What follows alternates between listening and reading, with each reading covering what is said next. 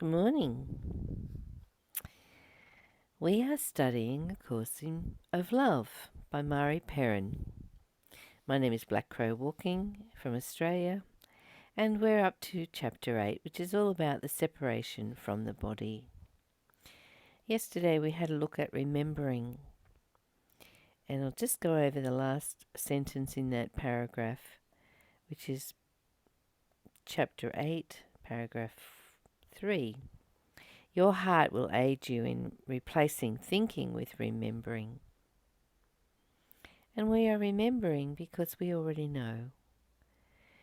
Everything that is formless within us is part of the collective consciousness that already knows. Your heart will aid you in replacing thinking with remembering in this way. Remembering can be experienced as the language of the heart. How beautiful.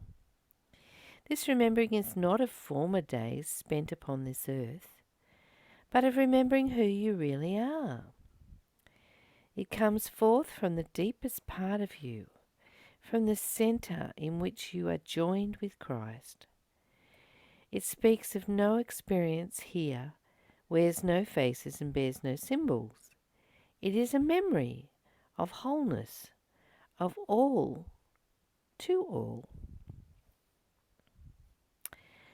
Many emotions as well as thoughts would seem to block your way to stillness in which this memory can be found. Yet, as you have seen again and yet again, the Holy Spirit can use what you made for a higher purpose when your purpose is in union with that of Spirit. We will thus examine a new way of looking at emotions, a way that will allow them to assist you in your learning rather than block you from it. This remembering is not of former days spent upon this earth. It's not about past lives. It's not about moments in your life that you are remembering. It's about remembering from Spirit that you are this formless being that knows everything and is everywhere and everyone. It comes forth from the deepest part of you, that which resides in this body, from the centre of which you are joined with Christ. Christ being a metaphor for love, this light consciousness, this formless being, this love. You are joined with it, and it's the remembering of that. I love this joining idea, but we're really just remembering who we are, who we really are, beyond this body, this vehicle. It speaks to no experience here, wears no faces, and bears no symbols. It is a memory of wholeness, of all to all. When it says wear no faces, that's an interesting term, isn't it? And possibly it means no labels that we put on ourselves or anybody else, which we're constantly doing through judgments and opinions of others. So it wears no faces because it's formless and bears no symbols. It is a memory of wholeness, of all to all. I like that, all to all. Because everything is the same energy, experiencing life in form.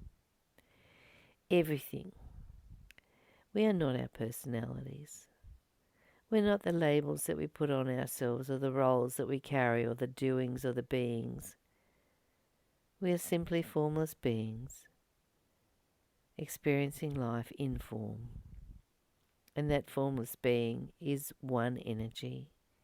It is everything and nothing. Confusing maybe for the mind, but the heart knows. Many emotions as well as thoughts would seem to block your way to the stillness in which this memory can be found. Yes, so our emotions are simply a signal box. They're to signal us to stop and have a look. And yet they can get in our way of the stillness that we seek in order to know our true essence. As well as thoughts, which are constantly rushing through the mind like a train. They'll get in our way when we're trying to be still. It's just the egoic mind using these tools, and that's all they are, tools,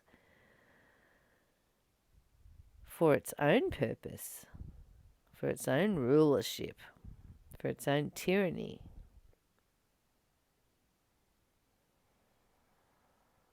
Give it permission to rest. Use your willpower to just claim your stillness and know this internal rest, this internal peace, this internal you. Yet as you see again and yet again, the Holy Spirit can use what you made for a higher purpose when your purpose is in union with that of Spirit.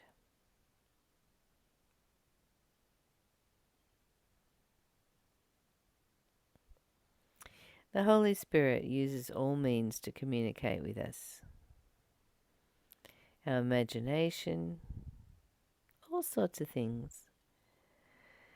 Any pathway that can be found to connect in with the oneness of everything within us. Excuse me. We will thus examine a new way of looking at emotions, a way that will allow them to assist you in your learning rather than block you from it. Well, that would be exciting. Can't wait for tomorrow.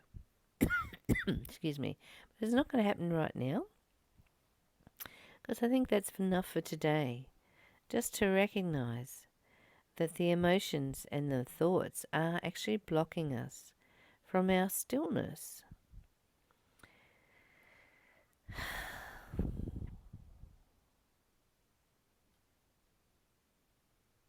Have a look at it.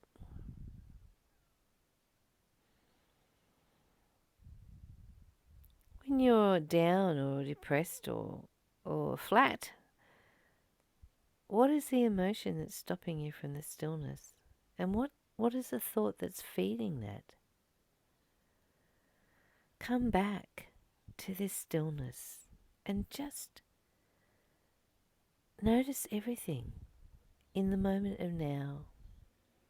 Notice everything that you're looking at as something precious and interesting and curious and delightful. May you have a peaceful day, beloved.